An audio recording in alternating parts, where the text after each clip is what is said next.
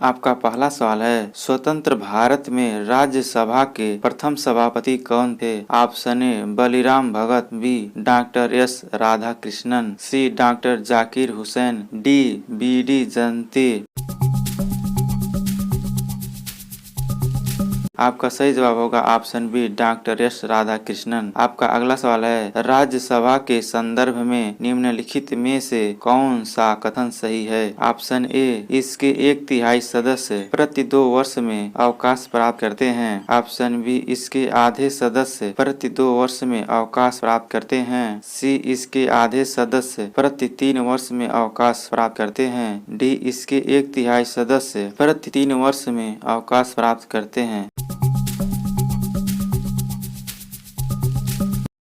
आपका सही जवाब होगा ऑप्शन ए इसके 1/3 सदस्य प्रति 2 वर्ष में अवकाश प्राप्त करते हैं। आपका अगला सवाल है, निम्नांकित में कौन राज्यसभा की एकांतिक शक्ति के अंतर्गत आता है? ऑप्शन ए अखिल भारतीय सेवाओं का सृजन, बी आकस्मिक रिक्ति में भारत के उपराष्ट्रपति का निर्वाचन, सी किसी राज्य की विधान परिषद की समाप्ति, डी अपने सभापति को अपदस्थ करना।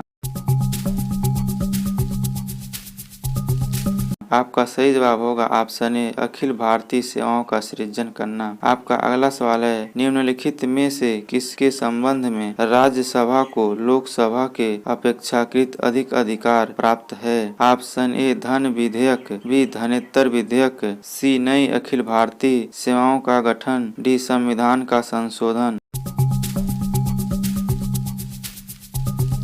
आपका सही जवाब होगा ऑप्शन सी नई अखिल भारतीय सेवाओं का गठन करना। आपका अगला सवाल है, राज्यसभा को कौन ऐसे अनन्य अधिकार प्राप्त है जो लोकसभा को नहीं प्राप्त है? ऑप्शन ए राज्य सूची के किसी विषय को राष्ट्रीय महत्व का घोषित करना, बी अखिल भारतीय सेवा स्थापित करने का अधिकार संघ सरकार को देना, सी उपयुक्त दोनों, डी उपयुक्त में से कोई नहीं।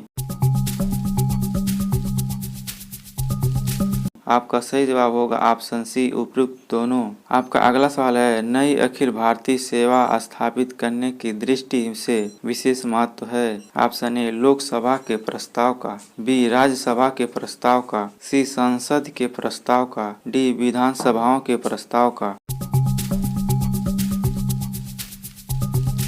आपका सही जवाब होगा ऑप्शन बी राज्यसभा के प्रस्ताव का। आपका अगला सवाल है, संविधान का अनुच्छेद 312 राज्यसभा को निम्नलिखित में से किसका अधिकार प्रदान करता है? ऑप्शन ए राज्य सूची के विषयों पर कानून बनाने का, बी वित्त विधेयक में संशोधन करने का, सी एक या अधिक अखिल भारतीय सेवा सृजित करने का, डी उपयुक्त में से किसी का नहीं। आपका सही जवाब होगा सी एक या अधिक अखिल भारतीय सेवा सृजित करने का। आपका अगला सवाल है, केंद्रीय संसद राष्ट्रीय हित में राज्य सूची के विषयों पर कानून बना सकती है यदि ऑप्शन ए राज्यसभा इस प्रकार का एक प्रस्ताव पारित करे, बी लोकसभा इस प्रकार का एक प्रस्ताव पारित करे, सी राज्यसभा उपस्थित सदस्यों के 2/3 विशेष बहुमत से एक प्रस्ताव पारित करे, डी संसद विशेष बहुमत से एक प्रस्ताव पारित करे।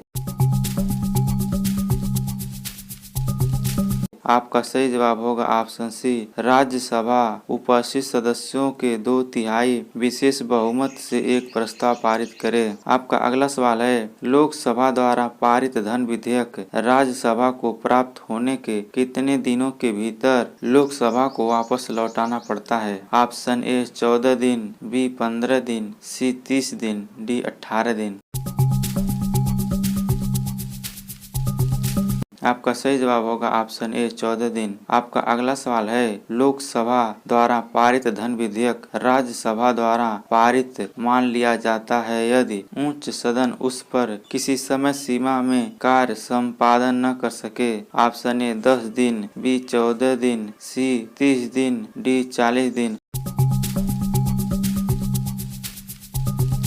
आपका सही जवाब होगा ऑप्शन बी 14 दिन। आपका अगला सवाल है, राज्यसभा द्वारा लोकसभा को धन विधेयक कितने समय में लौटा दिए जाने चाहिए? ऑप्शन ए 1 महीना, बी 3 महीने, सी 14 दिन, डी 6 महीने। आपका सही जवाब होगा ऑप्शन सी 14 दिन। आपका अगला सवाल है राज्यसभा को भंग करने में निम्न में से कौन सक्षम है? ऑप्शन ए अध्यक्ष राज्यसभा, बी राष्ट्रपति, सी संसद का संयुक्त सत्र, डी उपयुक्त में से कोई नहीं।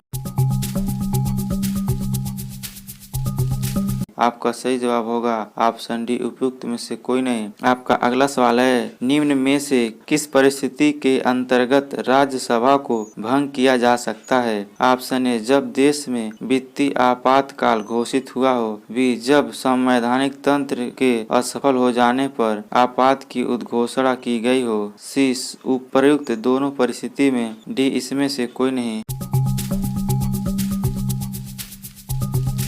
आपका सही जवाब होगा ऑप्शन डी इसमें से कोई नहीं। Thanks for watching my video. Please subscribe this channel. अगर आपको इस तरह का वीडियो देखना है तो मेरे चैनल को सब्सक्राइब कर लीजिए, साथ ही बेल आइकन को भी प्रेस कर लीजिए, जिससे आने वाले नेक्स्ट वीडियो का लिंक आपके पास पहुंचता रहे।